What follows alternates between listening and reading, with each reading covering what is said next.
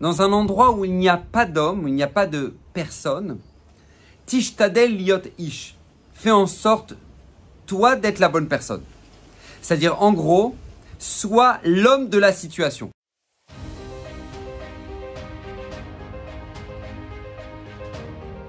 Alors, Bezrat Hashem Ezra Shimshon de cette semaine est dédié pour l'élévation de l'âme de Stéphanie Mas'od Ben Avraham. Et j'aimerais aborder avec vous une notion absolument magnifique, extraordinaire et qui peut nous permettre d'aborder certains événements dans notre vie sous un autre angle. Je m'explique. Vous savez, les Ezra Shimshon a écrit un commentaire sur les Mishnayot de Pirkei Avot. D'accord, les maximes de nos pères. Et là-bas, sur la 6e Mishnah du 2e chapitre, Hillel nous ramène un enseignement. En une phrase, il nous responsabilise, on va dire ça comme ça. Hillel nous dit, Bemakom she'en anashim, dans un endroit où il n'y a pas d'homme, où il n'y a pas de personne, tishtadel liot ish, fais en sorte, toi, d'être la bonne personne. C'est-à-dire, en gros, sois l'homme de la situation. Voilà, c'est ce que Hillel nous enseigne. En une ligne, sois dans ta vie l'homme ou la femme de la situation. C'est ce qu'on attend de toi. Et le Ezra Shimshon rapporte, pourquoi c'est Hillel en particulier qui nous a ramené cet enseignement dans Pirkei Avot, parce que lui-même le faisait bien évidemment. D'accord, vous savez que dans Pirkei Avot, à chaque fois qu'on dit ou Aya Omer, on a l'habitude de traduire en français, lui avait l'habitude de dire, et ensuite on ramène l'enseignement. Mais en fait, la traduction littérale, c'est pas ça. Ou Aya Omer, lui il était ce qu'il disait. D'accord, c'est à la grandeur de tous nos sages et de tous ceux qui ont marqué notre histoire, c'est qu'ils étaient c'était des personnages qui étaient cohérents. D'accord, ils étaient ce qu'ils disaient. Et donc là, Hillel, lui, nous dit, sois l'homme de la situation. Et le Ezra Shimshon nous rapporte d'ailleurs la Gemara dans Ktubot, où la Gemara rapporte une halakha très spécifique dans Tzedaka, très particulière, on va dire c'est comme ça, une halakha très particulière que pas tout le monde connaît cette halakha d'ailleurs.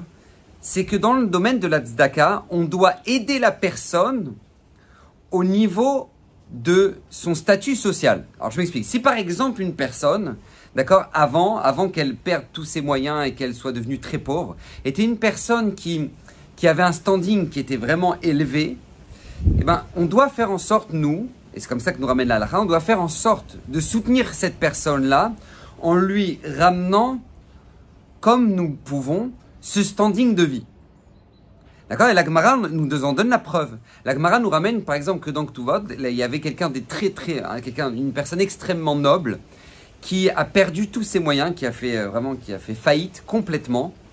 Et ils sont partis voir Hillel pour lui demander, Vodarav, qu'est-ce qu'on doit faire? Comment on doit soutenir cette personne-là? Comment on peut l'aider? De combien on doit l'aider?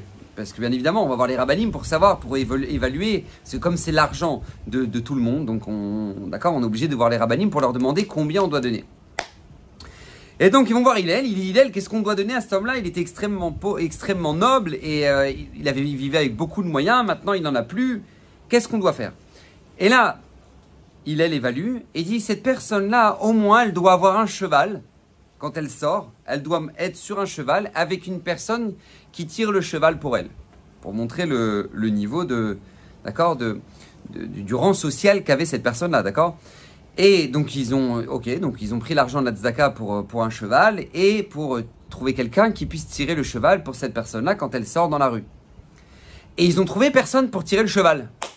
Et nous dit la Gemara dans Ktuvot, Hillel lui-même a été chez cette personne-là pour tirer son cheval dans la rue.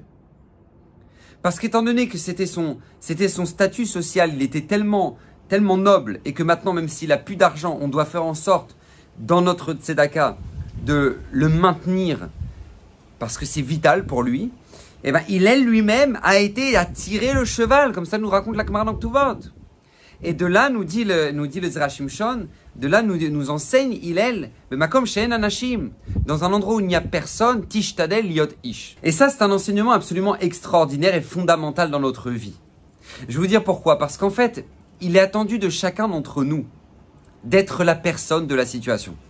Alors moi, je vois, Baruch Hashem, j'ai l'occasion de voir énormément de gens dans des communautés, par exemple, qui, lorsqu'ils ressentent que ça n'avance pas, que les projets n'avancent pas, eh ben, ils prennent le projet en main et puis, Baruch Hashem, ils font avancer leur communauté, même s'ils sont ni présidents, ni trésoriers. A priori, voilà, ce sont des gens de l'Assemblée. Eh ben non, ils disent, ah, on va organiser une conférence. Oui, mais ça bloque au niveau de ça, de ça, de ça. Eh ben, c'est pas grave, nous, on va le faire venir et nous, Et ils vont organiser une conférence où il faut un mikvé. Eh ben, on va se bouger et puis eux-mêmes vont appeler leur famille, leurs amis, etc. Et ils vont faire en sorte que la communauté ait un mikvé, alors que, encore une fois, je le répète, ce ne sont pas forcément des gens qui sont ni dans la trésorerie, ni dans le bureau de la communauté. Ils ne travaillent pas du tout là-dedans. Mais en tout cas, ils ressentent que quand maintenant il y a quelque chose d'important, il faut le faire, et ben on va le faire. Pourquoi je vous dis tout ça? Parce que ce n'est pas seulement vrai à l'échelle communautaire, mais c'est tout aussi vrai à l'échelle de notre propre famille. Lorsque Hillel dit Bimkom she'en anashim, dans un endroit où il n'y a pas d'homme, tishtadel liot ish, soit l'homme de la situation ou la femme de la situation, c'est avant tout, et j'ai l'habitude de le répéter, ça c'est avant tout dans notre propre maison. Dans notre propre maison. Combien c'est important d'acquérir cette notion-là. Vous savez, le Rav Nissim Yagen, qui a fait un travail en Eretz Israël incroyable, surtout dans le domaine de la tchouva de beaucoup de gens. Rav Nissim Yagen venait, Baruch Hashem, de fêter le mariage de son fils, donc Siman Tov, Mazal Tov. Et puis juste après, sont venues les fêtes de Pessah. Et donc, il avait le mérite d'avoir à sa table le Khatan et la Kala, d'accord, son fils, sa belle-fille, pour le soir du Seder. Et à la fin du soir du Seder, Baruch Hashem, tout s'est merveilleusement bien passé. Ils finissent par débarrasser la table. Et au moment où justement il faut débarrasser la table, le Khatan, d'accord, le nouveau marié, va s'asseoir dans le canapé, il ouvre un livre et il étudie. Pourquoi? Parce que bon, il avait le costume du mariage, il voulait pas trop se salir avec un couteau qui aurait pu tomber sur lui. Bref, donc il s'assoit, il étudie. Et là, son père, Rav Nissim Yagen, vient le voir. Il lui dit, mon fils, je peux te poser une question? Il lui dit, oui papa, bien sûr. Il lui dit, moi, si maintenant dans la rue, là, il y a des haut-parleurs qui passent pour annoncer l'arrivée du Mashiach et la reconstruction du 3e Beth Amikdash, d'accord? Et le haut-parleur dit, on cherche de la main-d'œuvre pour reconstruire le 3e Beth Amikdash. Est-ce que toi, voilà, tu serais parti pour le faire? Pour reconstruire le 3e Beth Amikdash. Alors son fils dit, bah, bien sûr papa, bien sûr, ils ont besoin de la main d'œuvre. 2000 ans qu'on attend le Beth Amikdash, bien sûr papa, bien sûr je l'aurais fait. Et ok. Maintenant, imagine-toi, on a fini la construction du Beth Amikdash, d'accord, tout est bien, mais il manque une seule chose. La seule chose qui manque, c'est un coup de polish là, sur une des pierres du Beth Amikdash. Est-ce que tu aurais pris ta veste pour donner un coup de polish? Alors son fils dit au Rav Nissim Yagen, bien sûr papa, bien sûr, j'aurais pris ma veste, j'aurais su, bien sûr. Alors le Rav Nissim Yagen lui dit une chose, il dit, sache une chose mon garçon, c'est que, tu vois, si toi tu n'es pas là-bas pour reconstruire le Beth Amikdash ou pour donner un coup de polish avec ta veste, t'inquiète pas, il y aura quelqu'un d'autre qui le fera à ta place. Mais par contre, sache une chose, dans ta vie, il y a des mitzvot que si ce n'est pas toi qui le fais, personne ne pourra le faire à ta place. Il dit, de quoi tu parles, papa? Il dit, je parle du fait d'aider à la maison. Quand tu aides à débarrasser à la maison, tu fais une mitzvah tassé d'oraïta, une mitzvah de la Torah, ve'ahavta l'iracha kamocha, tu aimeras ton prochain comme toi-même. Et cette aide que tu apportes à la maison, personne d'autre ne pourra le faire à ta place. Personne d'autre, parce que c'est toi qui es maintenant le mari, c'est toi qui es maintenant le papa. Et on attend ça de toi. Le 3e Beth Amikdash, si maintenant il n'y a personne pour donner un coup de polish si toi tu n'es pas là, il y aura quelqu'un qui donnera un coup de polish avec sa veste. T'inquiète pas, j'ai pas de doute là-dessus. Mais par contre que toi tu aides dans ta maison, ça, personne d'autre ne peut le faire à ta place. Et cette notion-là est une notion absolument extraordinaire et tellement importante dans notre vie parce que on ne doit jamais oublier que ceux qui ont marqué notre histoire dans le clan Israël, ce sont des gens qui avaient compris cette notion-là.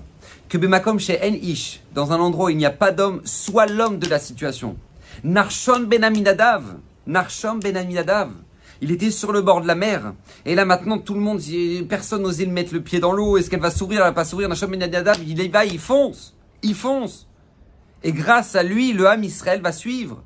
Extraordinaire. David Améler face à Goliath. Personne n'osait s'approcher de Goliath, y compris Shaoul, le roi Shaoul. Personne n'osait s'approcher de Goliath. Et David Améler va dire, mais j'ai pas compris.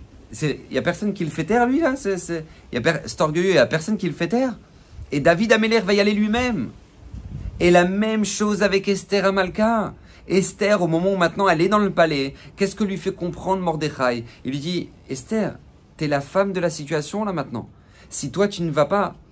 Alors, ok, Akadosh Baruch Hu trouvera une Yeshua d'un autre endroit. Mais là, si Hachem t'a ramené, là... Si Hachem t'a ramené dans cette situation-là, c'est parce qu'Hachem te parle. Akadosh Baruch Hu t'envoie un message en te disant, c'est à toi là maintenant d'agir, c'est à toi maintenant d'être la femme de la situation. Et ça, c'est tellement essentiel parce que nous sommes tous un peu les héros de notre propre vie. Vous savez, nos enfants, si c'est pas nous qui leur donnons un bisou, j'espère que ce ne seront pas des gens dans la rue qui leur donneront un bisou.